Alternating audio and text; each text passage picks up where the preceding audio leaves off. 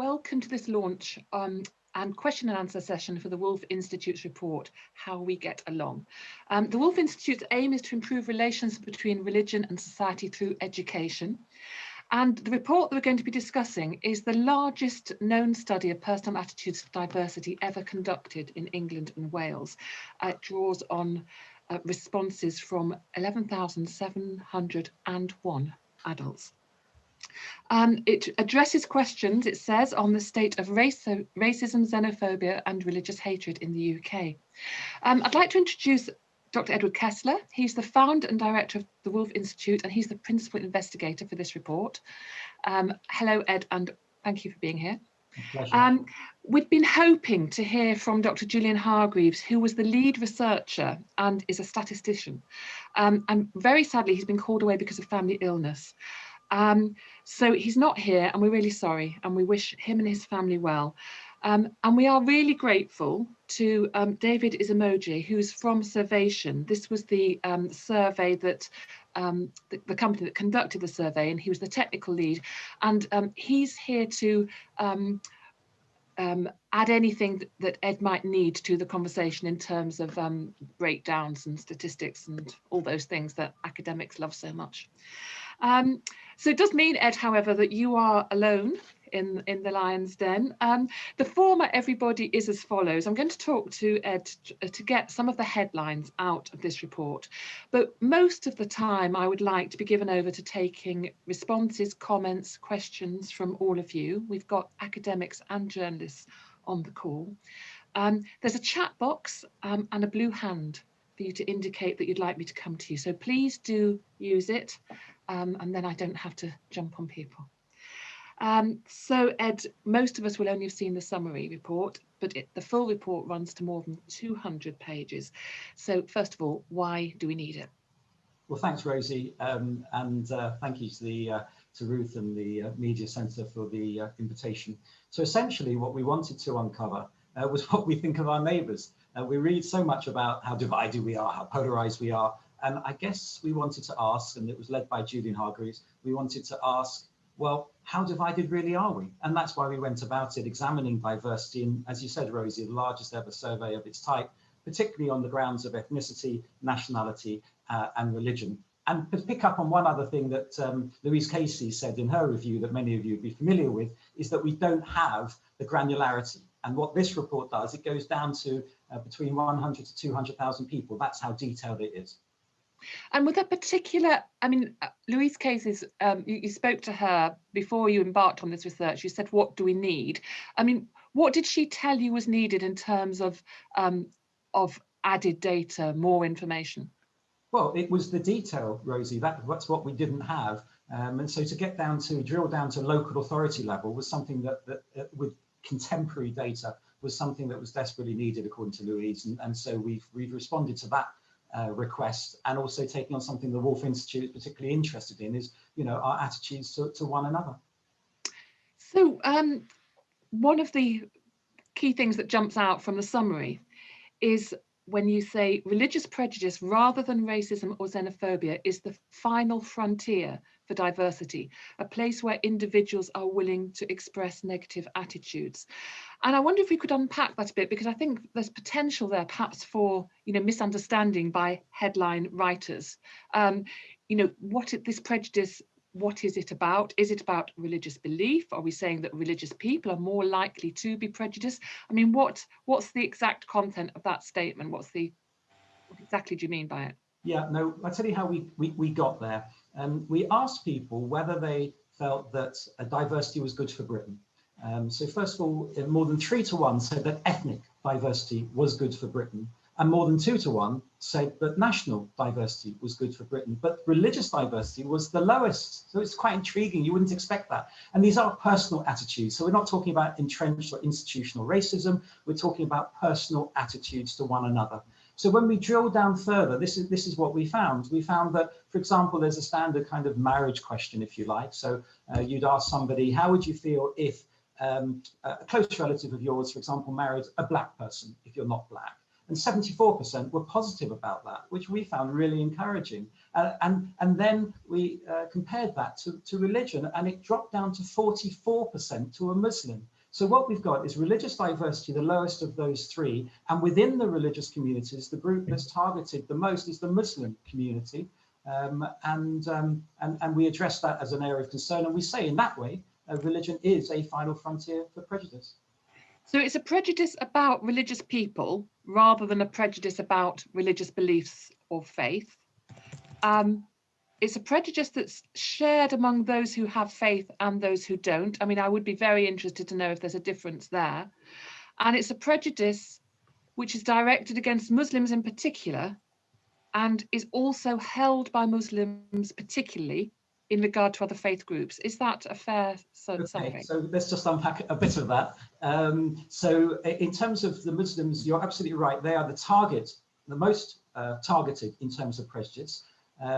And they were the group that all the other religions felt the most uncomfortable about a close relative marrying, non-Muslims, of course. And at the same time, they were the group that was most resistant in terms of their attitudes to others and diversity in their close relative marrying non-Muslims.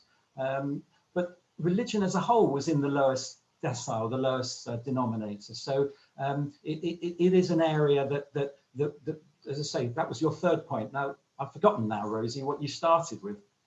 Well, was the prejudice shared maybe equally among those who identify with a religion and those who don't? No, those who have no religion were actually more open to marrying people of a religion, but not Muslims, than those with, but there was quite a lot of variation. So we know there's prejudice because you could argue that if you're Christian or Jewish or whatever, that you'd want your close relative, your children, to marry someone who's Jewish or Christian or so on. But actually what was seen was that there was more positive attitudes, for example, Christians marrying Jews, their close relative marrying a Jew, than marrying a Muslim, and so on. So the Muslim community was at the bottom of that list. Okay, you say there's some good news there around attitudes towards ethnicity and nationality. Do you know how this compares with earlier surveys? Are we seeing an increasing acceptance in our attitudes? Well, the first, I have to say that there isn't a comparison. There isn't a survey that did exactly what we do. As an academic, I hate using the word unique, and doubtless one or two people push back on that, but I don't know of any survey, we don't know of any survey that did what we did. On the other hand, of course, there are multiple surveys of issues like racism, and David would know better than me. But recently, YouGov issued a survey amongst the Black, Asian, minority ethnic communities, which indicated that this racism is still significant, but the severity is less. So it does seem that we are echoing existing surveys, but there's been nothing that's done, as far as we know, on diversity in religion, ethnicity, and nationality. Another thing that you talk about in the report is the significance of the workplace in fostering positive attitudes towards diversity. And of course, this might worry us now in relation to COVID and the fact that we're not in our workplaces as much. Just tell me a little bit about what you discovered and maybe a couple of the policy implications for this. So we found that 75% of that 11,701 people worked with people of a different ethnicity and nationality and religion. That's a huge number. And workplaces, therefore, are places not just of work, but of meeting, encounter, and friendships. And friendships break down prejudice. So the fact that we've retreated, many of us are working at home, means that we're not out meeting people in the workplace. And whatever happens in the future, once the vaccine comes through, it's clear that our workplace patterns are going to change. So what we're saying, and I'll give you an example in a moment, what we're saying is that when we design our workplaces, we need to take into account not just issues of access or not just concerned about issues of equality and so on, which are terribly important, but we do need to take into account diversity. So for example, because I know you want one, for example, we should make sure that there are places to meet within the workplace, you know, an attractive kitchen environment, an attractive maybe not an attractive water cooler, but make sure a water cooler or a coffee machine is available. Because when people go to work, they're going to go because they need to work with somebody. because we're going to carry on working from home, but when we go to work, it's going to be a different environment. And it's really architects, and we've been in discussion with Unseen, who did the Venice Biennale, to talk about the workplace in a different sort of way. And I'm pleased to say that the new companies are beginning to do that. Regional differences. You factored in actual levels of diversity, and you still found that there were these regional differences. Julian, when I spoke to him, said there's obviously something systematic going on here. What is it? Well, you're absolutely right. So we took out the actual levels of diversity, and again, David can comment on how that was done when we made these comparisons. But in the Northeast, for example, the region of the Northeast, you're 2.5 times more likely to have British-only friends, even after the genuine levels of diversity have been taken out. In the Northwest, you're 50% more likely to have ethnic friends, friends from your own ethnicity, right? So you'll probably remember Ted Cantle's report many years ago. You and I were probably covered it at the time. And that talked about parallel lives. It doesn't seem that a great deal has shifted since then in terms of that mix. Now, alongside the survey of this big survey, we also did a number of interviews, including one in the Northwest comes straight to mind, where we interviewed a youth worker, Hannah Allen, who talked about how to bring these communities together. I think in her example was on a football pitch, to sort of break down and encourage this mixing, which I know we just covered diversity, but it shows how important. Sorry, covered the workplace, which shows how important the workplace is in terms of that social mixing. But there are significant regional differences, and what we recommend, therefore, is even more devolution in terms of tailored social policies, local audits, if you like, on diversity as well as other factors, which we hope these regional and local authorities will undertake. And a final thing to talk about before I throw open to everybody, so get your blue hands up, please. You found that there was an emerging consensus on two rather different things, which one might see as contradictions. One was that people are generally more pro-diversity than they've ever been, but the other is that they still feel, or that they feel rather, that the pace of change in regards to diversity is too quick. Now, one could be very cynical about that finding and say, well, I'm not a racist, but how do we take those statements? Do you think? Would you take them at face value? How did you question? Yeah, let me comment on that, and maybe David could come in terms of the actual technical aspect and making sure there's not acquiescence bias and things like that, if that's okay, Rosie. But if I just sort of respond to the headline, which is that we have this unusual, well, might appear unusual, holding these together. On the one hand, we are, as a nation, and this is across ethnicities. I know we talked religious diversity was the lowest of the three, but it was still only just under 2 to 1 in favour. Positive about diversity, and yet at the same time, as even more concerned about the pace of change, particularly immigration. So we're both, there's this consensus that we're both pro-diversity and pro-control of immigration. And that's really intriguing because it allows, I think, policymakers to build coalitions. But can I bring in David here just to touch on the technical aspect of that question and just to reassure you and the audience about the methodology. David. Yeah, so there is a bit of contrast in the two sentiments. One thing I would say is that there's no necessary contradiction there, that it's possible for someone to hold both views, that they feel things have been going well overall, but also they feel that there may have been some areas, perhaps due to lack of integration or lack of consultation, that they feel things have happened too quickly. So I do recognise the contrast in those two sentiments. But again, I would say they don't necessarily contradict each other.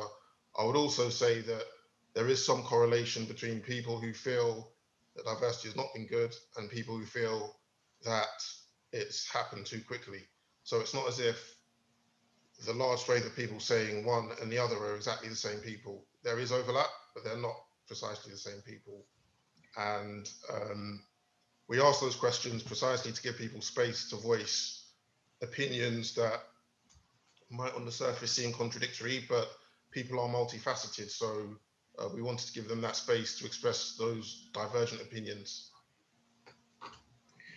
Thank you. Just one other question, very brief, Ed. Why not Scotland and Northern Ireland? Oh, I'm afraid it was money, Rosie. We didn't have, we had a certain amount, and we wanted to drill down to such detail that we had to limit it to England and Wales. We'd very much like to run this survey again in a year or two, and obviously we'd like to do the whole of the UK and Northern Ireland and Scotland as part of that as well. Gemma McCall is from, she's the CEO of an organisation called Culture Shift, and you've written a lot about diversity. Have you a question for Ed, or would you like to offer a comment? I would really like to discuss the elements, obviously unsurprisingly, about workplace that were found, and particularly on this this idea that the workplace is, I guess it gets you out of your own little echo chamber and of your circle of friends, doesn't it? And allows you to be in touch with, more people from diverse backgrounds. One of the sort of ideas that's discussed within the report is workplace solos. And I find that really interesting, because I'm in our organisation, we're really trying to help employers understand that you can't just hire diverse people and then leave them to it, that it is so important for the organisation to make it as welcoming and as easy for those people to stay within the organisation as possible. It's not enough to just kind of hire them. You have to make sure that it's okay for, it's welcoming for the environment for them to work, thrive and flourish in. And so you also have to be measuring the attrition rates. And if those people are falling out of the workplace at fast pace, then that's not working. I just wondered whether you could kind of expand more about the recommendation on workplace solos, and because I wonder whether that would be putting too much pressure on the individual person to educate all the others. No, thank you, Gemma. That's a good question. I don't think we actually make specific recommendations about workplace solos, other than to point out the number that there are, particularly to employers, because, as you say, retention rates are really important when you have good employees. What we found is that 1 in 5 British Asian workers work with no other people from their own, work with no other people from their own ethnic background. I mean, 1 in 5 is such a striking number, and 1 in 8 Muslims when you take it to the religion. So it's to recognise that these people are workplace solos, but to recognise the diversity of the workplace. So in terms of specific examples, I'm sure there are a number of places, for example, that have multi-faith chapels. I know Canary Wharf does, and various other places. That's relatively straightforward if you have a big environment.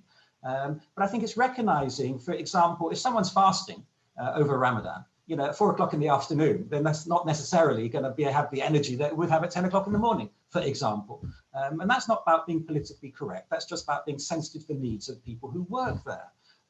Likewise, I think it doesn't take much to celebrate Interfaith Week, which is just finished, in a workplace environment, and let people know about that, because just the general education, being more familiar with your colleagues and their needs, their identity, their background, will actually make a happier place. So on the one hand, you've got the physical suggestion that I made at the beginning in terms of design, in terms of the water cooler or the kitchen or that sort of encounter area, making it more of a amenable place. And on the other, dealing with individual identities such as faith beliefs and other practices.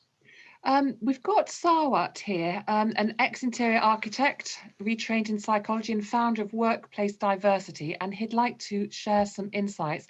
After that, we may have more comments on work, which is fine, but I need to go to Iftikhar because he's got to leave at 11:30. So Sawat, briefly, your insights, please. Thank you, Rosie. Yes, I'm the founder of 14 Consulting. We've been training and facilitating and guiding architects and occupiers within the workplace for well over 10 years now. And it was interesting reading parts of the report about the future of the workplace. What we've actually found is that in the first instance, there's an inherent lack of knowledge that clients are able to share. So when we look at employee resource groups, they simply do not have the time or the know-how to share the concept of faith or intersectionality. And working with architects the last year or so, again, it's a case of a huge, learning curve.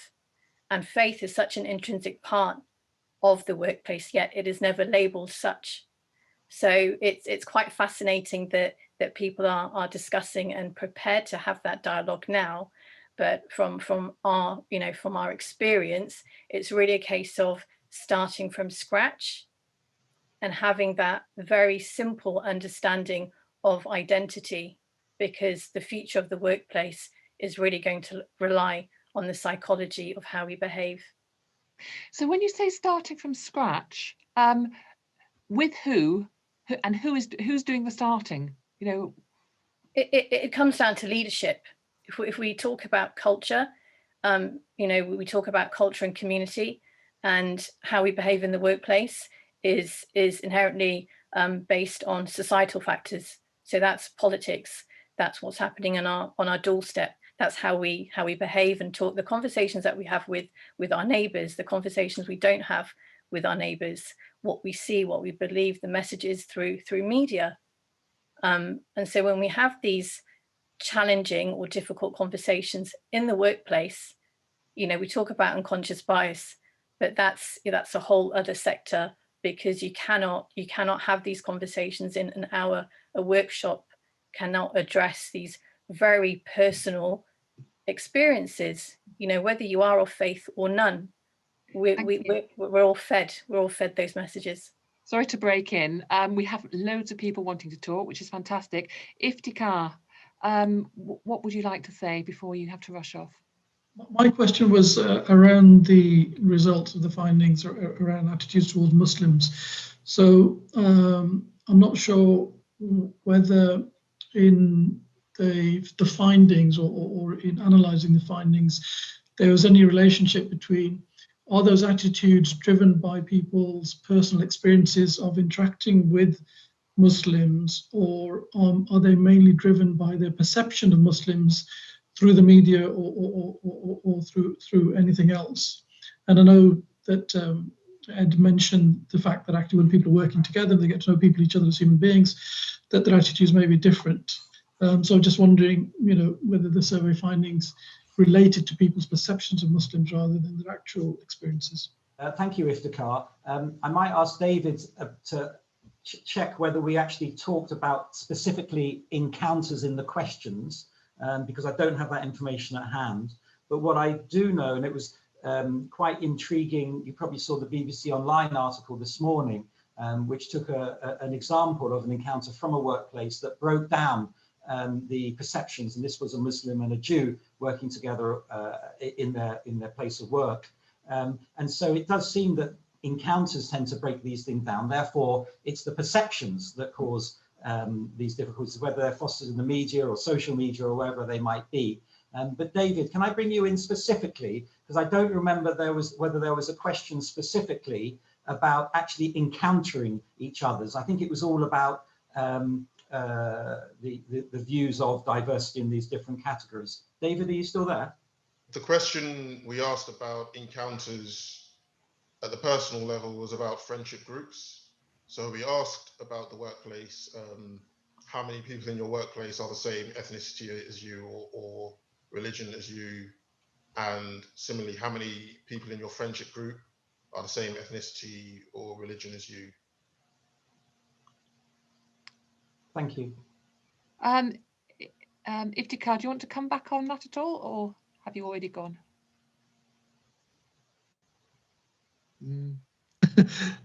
But right. Yeah, so I mean, the sense I get that it is more around perception than sort of physical interaction with people. And I think one of the problem we have in this country, isn't it, that we don't tend to wear our religion certainly on our sleeve, like they may do in America, for example. So we don't talk about religion, whether you're Muslim, Christian, Jew in this country. You don't tend to talk about religion. So people that actually know whether you're Muslim, I'm not sure how many people in my organization know that I'm a Muslim. So therefore, that they may have views, even though they've interacted with me, about Muslims without realizing that I'm there. So I don't know whether we as people of faith need to be a bit more open about our faith and actually what it says, rather than allowing people to build up perceptions. A question here from Armadeep, which is related to this, David. Did respondents outline why they felt the way they did about Muslims? No, we didn't ask them specifically why they felt that way. This is really about providing the data. I think we have to sort of evaluate the data to make that judgment call. So I'm afraid that we didn't ask that question. But what I would say to Armadeep in his question, or in the chat, was about multiculturalism and why we didn't use that term. And I think just to be helpful to answer that, because what we were interested in was unpacking it. You know, were there differences between attitudes towards religious, ethnic and national diversity? And of course, multiculturalism allows for all of that, but we just wanted to sort of get a sense of where were they in a hierarchy. And what's so interesting is that religious diversity was at the bottom. Do you think, Ed, sorry, do you think you might have had different answers if you'd used the phrase multiculturalism? David, I'm going to throw that one at you. My feeling is probably yes, but David, do you have a view? Sure. As you said, Ed, multiculturalism doesn't specify the type of cultural interaction. And when we talk about ethnic diversity, religious diversity, and the terms we use, people from different nationalities or immigrants, it makes it a lot clearer. And then obviously when we drill down into mentioning specific groups, it gets even more precise in terms of the attitude. So I think that the term multiculturalism draws different connotations to the more precise terms, certainly. You think it still has a place, though, in the lexicon? Yes, if I can come in there, Amadip, definitely. And it's not a rejection of it at all. It's just trying to unpack it. But it's a very valid question. Can I bring in Julie Siddiqui, please? Julie. Thank you. I mean, it's a fascinating conversation. I'm sure we could go on for hours, but thank you to Ed and the team for doing such a really good kind of, focused, detailed report. I think it's really fascinating. A few things that come to mind for me. One is this whole conversation around friendship, and I think it definitely is key. We see that coming through in this report very clearly, but I think we need to go deeper when it comes to friendships. And one of the things I've thought about for quite a while now is when it comes to the workplace, it's not just about what happens in the actual workplace, but and let's have more conversations about inviting a work colleague to our own home, for example, for dinner. These things I think can work really well. Another thing I picked up was that where faith groups in different locations are working together, that stuff seems to be going very well. And I think people often feel that their faith is actually a very strong part of their identity, which can be very, very positive. And it's about how do we tap into that. The other two things that I picked up, one was we talk about pace of change as being too quick. It comes across here.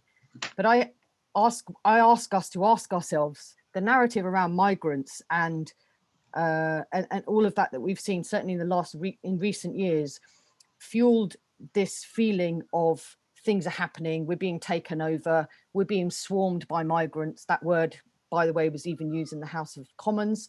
So I think from government itself, Home Office, newspapers, what do we expect if we're going to get that kind of narrative from very much from the mainstream about people coming here or the way the country is going? What do we expect that people are going to say? Of course, they're going to say, hang on a minute, everything's going a bit too quick and these people are taking over our country. We're going to get that if we have that narrative in the kind of mainstream that people see on a daily basis, including young people. I think the bit about Muslims, of course, for me, being perceived with such suspicion and negativity is heartbreaking. What can I say? I'm a Muslim. I'm very proud to be so. And it's it's always very sad, very disappointing, I guess, maybe unsurprising in some ways. I think there's two things I want to say about it. One is among Muslims, there are very strong feelings of being perceived and treated in a certain way. If we look at even not that long ago, the last few years of how Muslims are pretty much on a daily basis on the front page in very negative black and white headlines on certain newspapers pretty much every day. We think about the BBC itself absolutely giving a prime time platform to very, very extreme Muslim views, including those of Anjem Choudhury and the like, for many years. And so the understanding of people have of Muslims, as Iftikhar said, it's often about perception of something else, not people that they know as friends necessarily. But I think, having said all of that, of course, Muslims do need to reflect on findings like these, not just be defensive, not just sort of push back and kind of blame others, but actually take findings like these that have been done really well and look at it and be honest about it and gather amongst Muslims, talking to each other to really unpick what's going on here and see it in a sort of, own it, not just react to it, but own it and unpick it and think about what we do next with it. Well, some of the unpicking might go on into further areas of research, and I've got a couple of people wanting to ask a couple of technical questions about survey categories and statistical analysis, because it's so easy to sort of, jump to big headlines, and drilling down will always be very helpful. Greg Smith, not too technical, please, but what are the questions that it would help you to ask, which would help you understand what's in this? Okay. First of all, just 2 comments. I don't find this surprising, given the long-term shift towards cultural definitions of racism, Islamophobia, the big shift there's been probably since the Rushdie affair, and certainly since 2001 with 9/11, and Julie was expressing a lot of this in mainstream media. This is the background we're talking about. The other thing I don't find surprising is you found regional differences, having lived many years in East London and now in the north of England. There is a big difference between the segregation patterns, the geographical residential segregation patterns up here than the super diversity of the metropolitan cities. So that I don't find surprising. The 2 questions I have, which are slightly technical, is how are you, the question about what religion are you, and particularly for people who tick the box as Christian, it is a very difficult one. It's still largely, although it's the numbers of Christians, people identifying as Christians are reducing significantly over the last few years, it still is for many people. C of E, Church of England, is the default identity, and it doesn't necessarily mean much by way of faith or participation at all. When Linda Woodard and I did the analysis of the Brexit exit polls, that was one of the issues that gave almost a false picture of saying 66% of Anglicans voted to leave, when it was much less when you talked about practicing Christian people. And the second question, which is slightly technical, is, the first issue is social class, but other intersections of age and gender. Right. How much work did you do to break that down? The technical word, multiple regression. Yeah, just pass this to David in a sec, but just to say, Greg, that it's self-identification. In other words, people would define themselves in their own way. We didn't challenge their self-definition. There are various social economic categories that we included in terms of income and so on, but David can say a little bit more about that sort of breakdown. Briefly, David, if you would. Yes, so we just asked people if they were a member of a religion, and which religion, which denomination for Christians and Muslims, and we asked people about religious participation, and in terms of the socio-demographic variables, we asked about annual equivalized household income, and also highest educational qualifications. Thank you. Got a question here from Mo Azim Ahmed. Where can we find the granular local data? He would be curious to find out more about how some of this breaks down for Wales. Can you tell us about Wales? Just so you know, for everybody, the full data is available on the Woolf Institute website, not just the full report, but all the appendices and all the tables and all the massive amount of data, about 200 odd pages, more than that, I think. and we will be making them available as well to metro mayors and local authorities, so they can actually have the contemporary data upon which to base their own policies. In terms of Wales, in comparison with London, and I will double check my findings, but there is a higher proportion of people who do not have diverse friendships in Wales in comparison with London. But I will look up the actual statistics and I'll put them on the chat before the end. Okay, David, perfect. Would you like to come in with your comments about the Equality and Human Rights Commission, which is producing a bit of discussion on the chat? And just, sorry, do tell us where you're from. And forgive me, Greg Clark is an Associate Research Fellow with the William Temple Foundation and has done research work with Linda Woodhead. Azim Ahmed is from Cardiff University, I think, correct me if I'm wrong. David. Thank you, Rosie. Yeah, I'm Dave Perfect. I'm the Protected Characteristic Lead for Religional Belief at the Equality and Human Rights Commission. And as I mentioned in the chat, we produced guidance aimed primarily at employers on how they should manage religional belief requests in the workplace in terms of things like dress code, time off work, freedom of expression, sort of a series of question and answer approaches. So my question for Ed was, I mean, in the light of this research and some of the issues you've flagged up in terms of the workplace, and obviously a very changed post-COVID context, do we need to sort of revisit the guidance which we produced nearly 4 years ago and explore some of the issues that you've identified in the study? Thank you. Yeah, thank you, Dave. Good to see you. Yes, I think we do. I think there's been a fundamental shift. I think we'd all recognise that as a result of COVID. That's both in terms of the workplace, but also in terms of religious buildings and so on, which I know is another question. But I think it's impacting on a whole range of different areas. So yes, I think the EHRC would do well to look at that.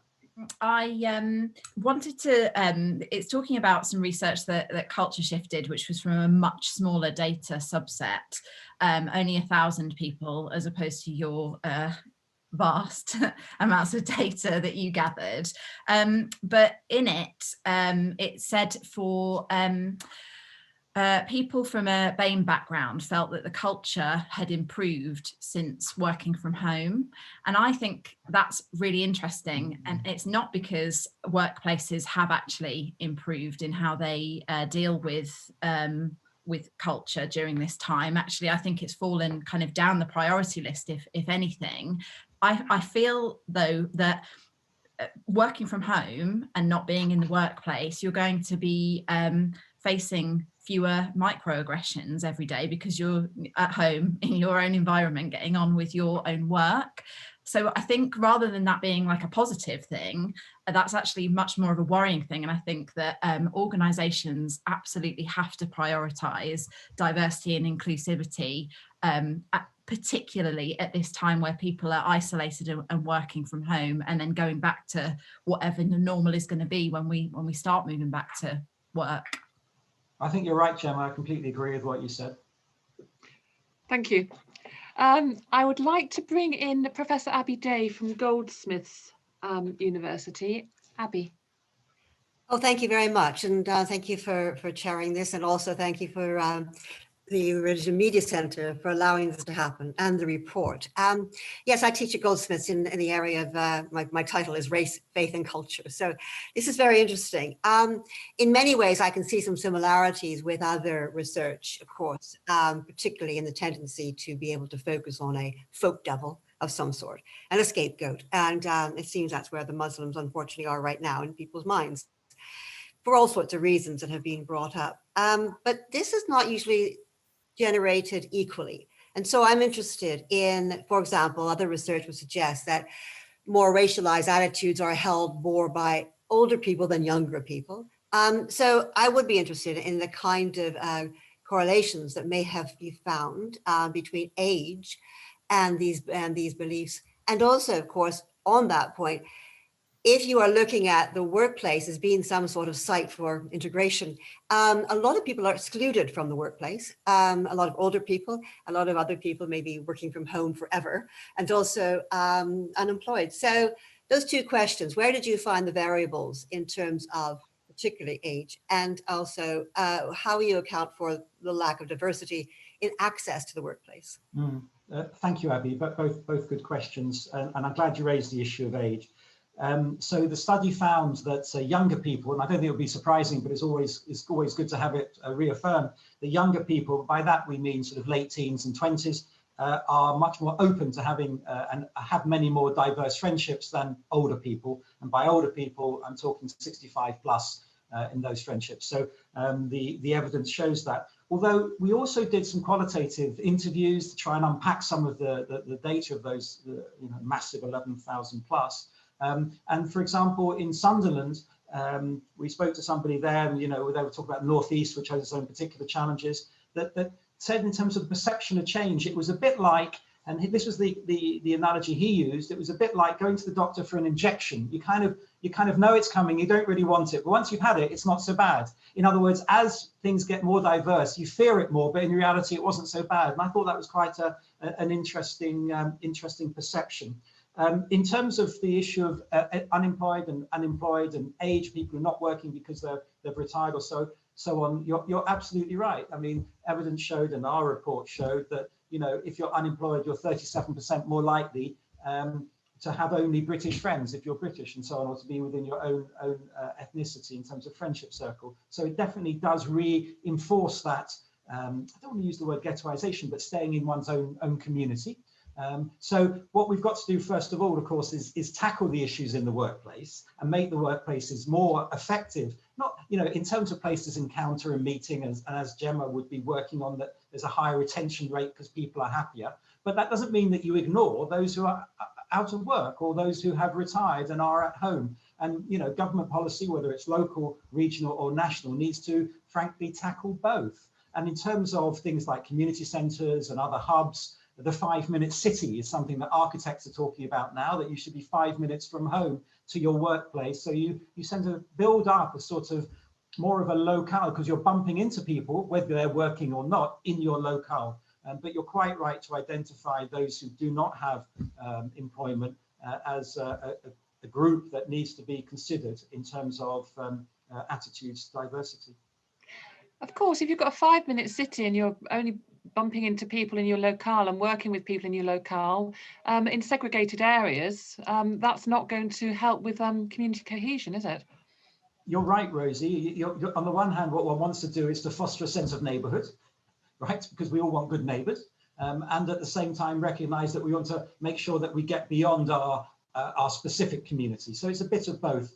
But it does seem that architects are talking about the 5-minute city, that we have more suburban hubs to work in rather than in the centre of London, for example. And this is about responding to that in a way that fosters positive attitudes to diversity.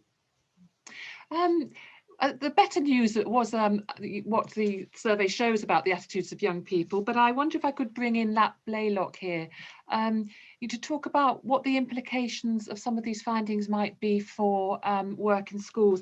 Lat is National RE Advisor, editor of RE Today.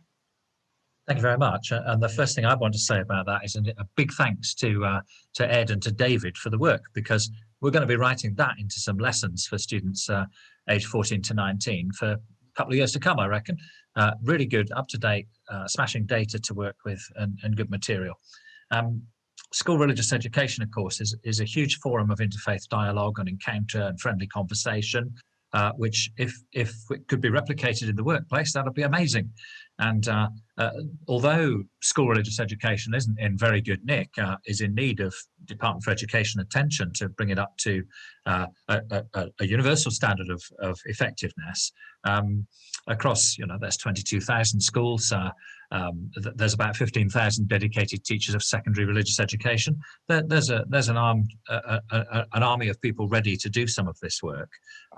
And that group of people and that impetus in schools, I think, does a couple of things. I think it models how workplaces might respond to some of the issues of anti-racism and diversity that you've been so helpfully highlighting. And I think it also shows how extraordinarily resilient some negative attitudes towards diversity actually are. This is, it's not a simple matter of a teacher saying to a class, let's all be respectful, shall we? Good, get your maths books out now. And the business of engaging in those encounters that actually change perspectives, particularly around religion, I agree with you. I'm not surprised, but very pleased to have the data on the finding that you've described there as religious prejudice as this final frontier. Then that's really important.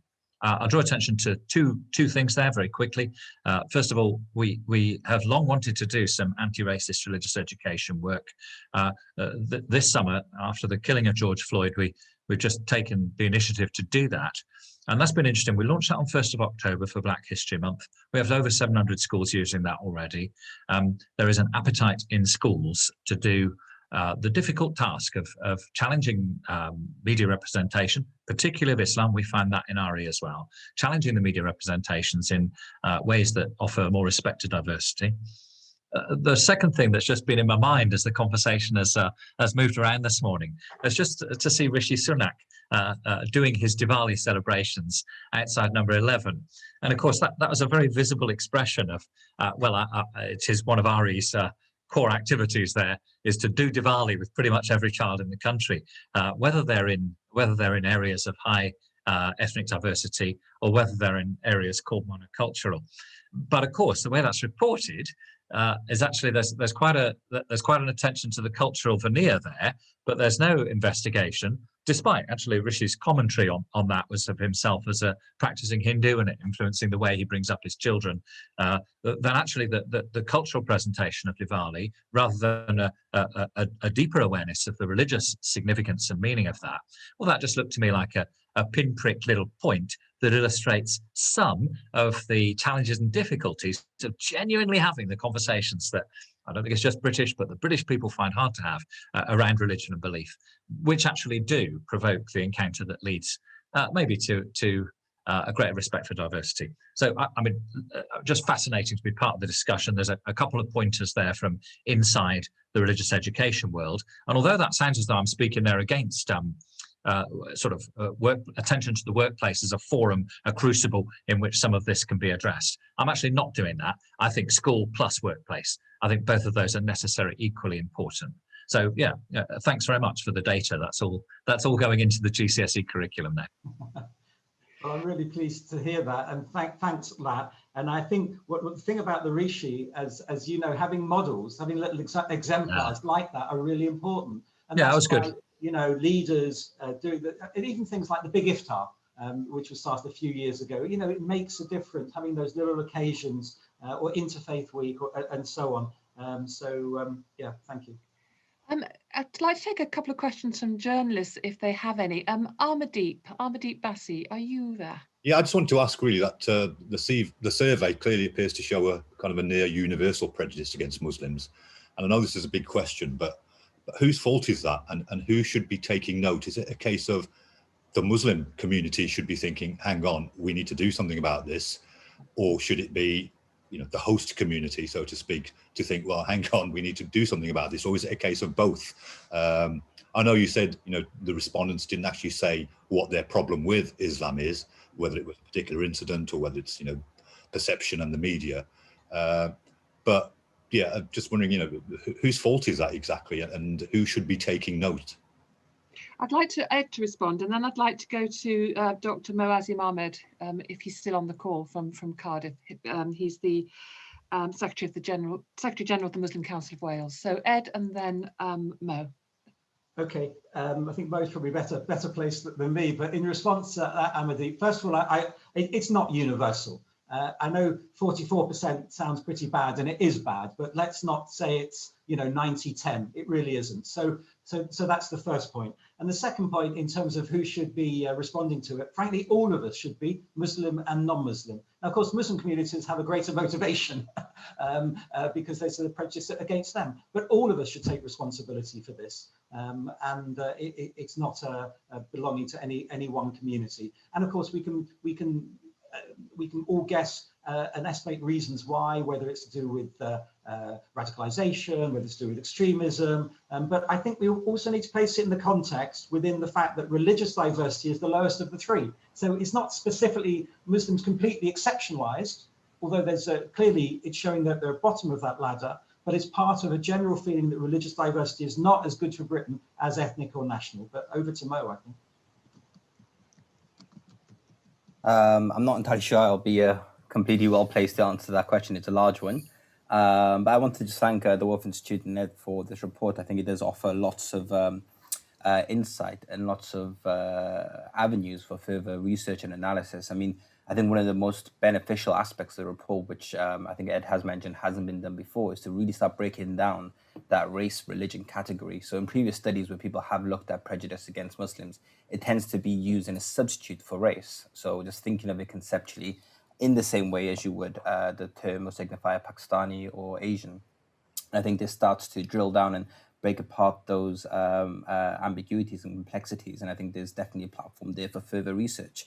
And I think the question which I'm really intrigued to look at, again, based on this initial survey and kind of the findings, are kind of the way in which sometimes, I mean, I was noting the kind of discussion around people who felt that diversity was good, but who also felt that the pace of change was too fast. And there's a great phrase from America called NIMBY, not in my backyard.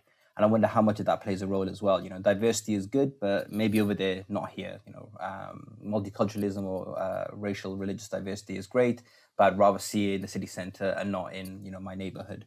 So I think those two kind of points are really quite interesting. And I think just the question as well that I posed earlier, I think there'll be lots of scope for applying this and looking more closely. So I'd be very intrigued to look at Wales, obviously, because this is home for me. And I think I haven't really seen a way of comparing regional differences to some of these issues. And there's always been, for example, at the moment, the Welsh Government is doing a review into race equality. And one of the key responses being found by many different individuals is there's a rural-urban divide according to different parts of Wales. And I'm hoping something like this might be able to shed some light on whether that is reflected in the responses from participants. So I think there's some very interesting kind of points going forward. And I guess sort of my only kind of question, if you have time for it, just kind of on the workplace issue, is one of the things, you know, some studies have highlighted is that it's not enough just to have people engage with each other. So to give an example of a law firm, you know, it might be diverse in the sense that you have many white lawyers, but many or rather many minority ethnic, say, cleaners or support staff. And that equality not being present in the workplace only confounds and exacerbates prejudice. And so there needs to be an equality in the workplace before that can be a mechanism to tackle prejudice. So I just wonder if you had any reflections on that as a closing thought. Yeah, thanks, Mo. Well, you'll find plenty of data about Wales in the report, which I think would be useful for your work. We didn't find the rural-urban divide that we expected, or I expected, which I thought was quite intriguing.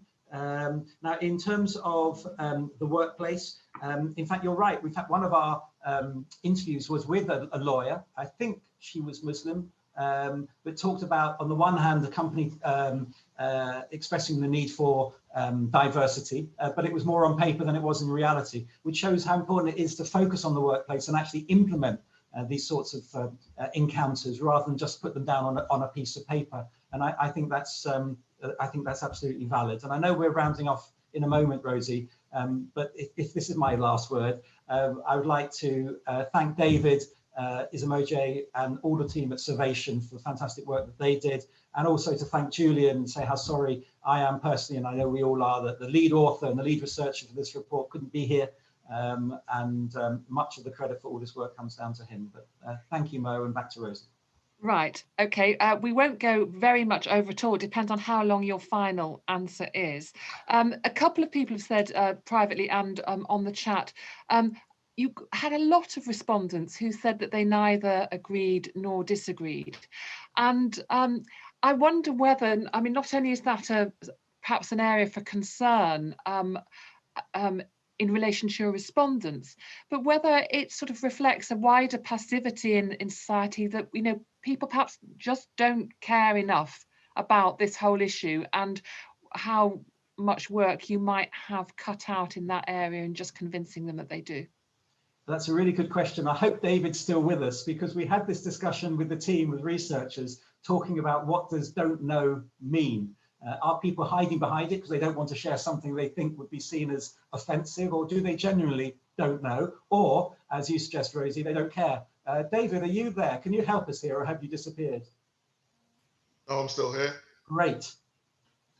Yeah, just in terms of standard research design, we like to give people a space to express ambivalence or ambiguity, because if we just give bold categories, you know, agree, disagree, without any space to say, you know, somewhat strongly, neither, and don't know, then we lose some of that nuance.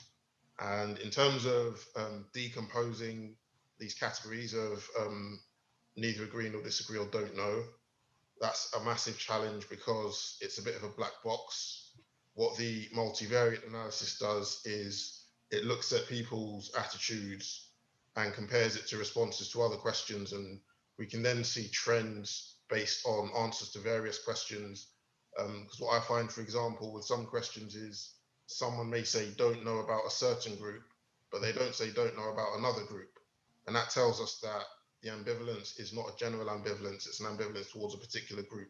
And then we might start to see the correlates of why this particular group has a lot higher level of comfortable compared to another. If don't knows and neithers just mean ambiguity, why are the levels different? We can start to look at that. Okay, well, we are out of time now. That's been a really fascinating discussion. Thank you ever so much to you, Ed, and to David for coming on at such short notice. There's an awful lot more we could have talked about, I'm sure, and particularly in where this goes in terms of you know, policy and so on. But thank you everybody for taking part, and hope to see you on another Zoom soon.